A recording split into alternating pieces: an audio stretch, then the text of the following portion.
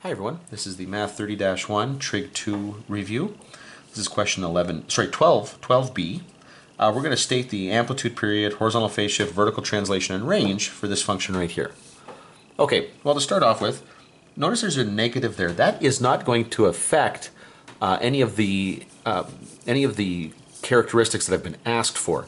It does, however, change the way the graph appears. Normally, a cosine graph would start. Okay, the first period would start at its peak, at the maximum.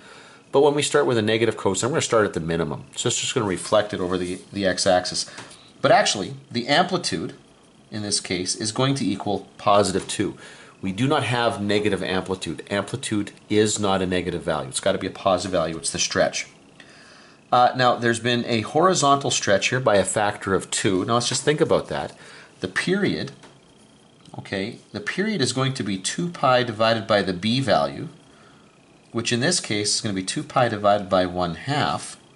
And so our period here, when I multiply by the reciprocal, is going to be 4 pi. So that's the period of this function here. This has had a horizontal phase shift. Whoops, sorry, miswrote that. A horizontal phase shift. Okay, I can see inside here there's been a horizontal translation, been pi over 4 units to the right.